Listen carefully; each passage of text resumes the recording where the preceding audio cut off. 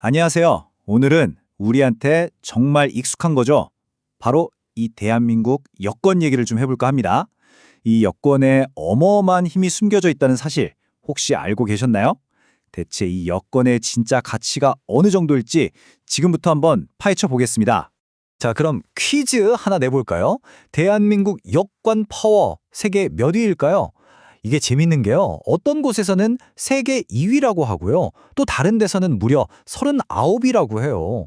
아니, 2위랑 39위라니 이 차이 너무 심하지 않나요? 어떻게 이런 결과가 나올 수 있는 걸까요? 바로 이 궁금증에서 오늘 이야기를 시작해 보려고 합니다. 네, 이 엄청난 순위 차이의 비밀은요. 생각보다 간단합니다. 바로 여권 파워를 재는 기준이 다르기 때문이에요. 어떤 기준으로 보느냐에 따라 순위가 확확 바뀌는 거죠. 자, 그럼 뭐가 다른지 한번 들여다볼까요? 보시면 두 지수가 쓰는 잣대가 완전히 달라요. 먼저 헨리 여권 지수는 딱 하나만 봅니다. 그래서 몇 개국이나 비자 없이 갈 수 있는데 이거요. 순수하게 여행의 자유만 따지는 거죠. 이걸로 보면 우리나라는 세계 2위. 정말 대단하죠. 그런데 노마드 여권 지수는 좀 복잡해요. 여행의 자유는 기본이고 세금은 얼마나 내는지, 이중 국적은 허용되는지, 개인의 자유도는 어떤지 이런 것까지 다 따지거든요. 그러니까 순위가 39위까지 훅 내려가는 겁니다. 그럼 그냥 여행만 편하게 다니면 그게 진짜 강한 여권일까요? 글쎄요. 사실 요즘엔 이것보다 훨씬 더 중요하게 보는 더 깊은 기준이 하나 있습니다. 요즘 세상에서 여권의 진짜 힘은요, 예쁜 휴양지에 얼마나 쉽게 가느냐, 이게 아니에요. 그게 아니라 전 세계라는 거대한 시장에 얼마나 자유롭게 드나들 수 있느냐, 바로 이걸로 판가름이 납니다. 말하자면 경제적 기회라는 문을 여는 마스터키 같은 거죠. 그래서 나온 개념이 바로 이 헨리 여권 파워 지수, 줄여서 HPP라는 겁니다. 이건 되게 똑똑한 방식이에요. 그냥 몇 개국 갈 수 있어가 아니라 네가 비자 없이 갈 수 있는 나라들의 경제 규모를 다 합치면 전 세계 몇 %나 돼. 이걸 보는 거예요. 훨씬 실질적인 힘을 측정하는 거죠. 자, 그럼 이 기준으로 우리 여권을 보면 어떻게 될까요? 와, 이건 정말 어마어마합니다. 대한민국 여권 하나만 있으면 전 세계 GDP의 무려 98.13%에 해당하는 경제권에 그냥 들어갈 수 있다는 뜻이에요. 거의 전 세계 시장이 우리에겐 열려있는 셈이죠. 이 그래프를 보시면 정말 한눈에 들어오죠.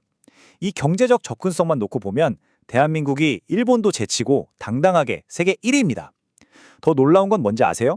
세계 최강대국 미국이 72.37%로 27위에 그친다는 거예요.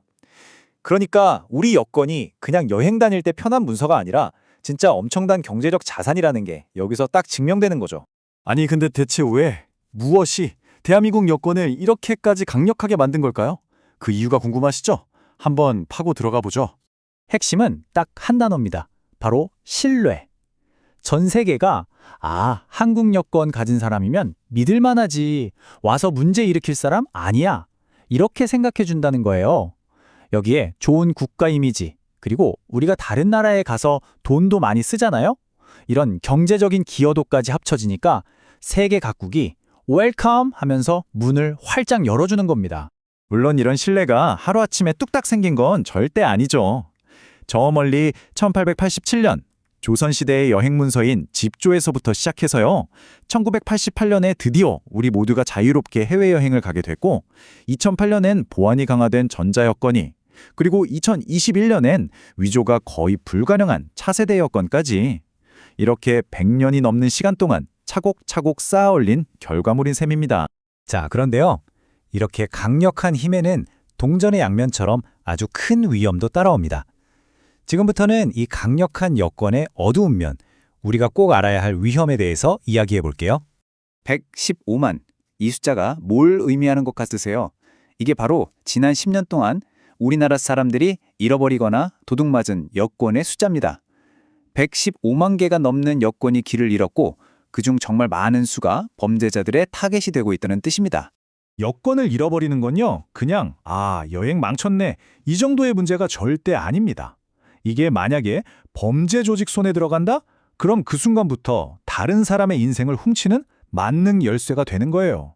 이걸로 신분을 위장하고 불법으로 국경을 넘고 대포 통장을 만들어서 금융사기까지 칩니다. 워낙 가치가 높다 보니까 암시장에서는 그냥 현금 뭉치보다 더 비싸게 팔리기도 한대요.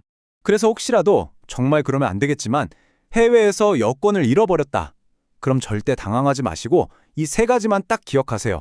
첫째, 바로 현지 경찰서 가서 신고하고 확인서를 받는다. 둘째, 제일 가까운 우리 대사관이나 총영사관에 바로 연락한다. 그리고 셋째, 한국으로 돌아올 수 있는 임시 여행 증명서를 신청한다. 이것만 제대로 하시면 정말 최악의 상황은 막을 수 있습니다. 결국 우리가 오늘 본 것처럼 이 여권 한 장은 그냥 파란색 책자가 아닌 거죠. 여기에는 지난 수십 년간 대한민국이 쌓아올린 국가적 신뢰가 담겨 있고요. 동시에 전 세계라는 거대한 경제 무대로 나아갈 수 있게 해주는 가장 강력한 열쇠이기도 합니다. 자, 이렇게 오늘 이야기를 마무리 지르면서 여러분께 질문 하나를 던져보고 싶어요. 앞으로는 모든 게 디지털 신분증으로 바뀌고 어쩌면 국경의 의미도 희미해질지 모르잖아요. 그런 세상에서 과연 10년, 20년 뒤의 여권 파워는 어떤 의미를 갖게 될까요? 한 번쯤 생각해보는 것도 재밌을 것 같습니다.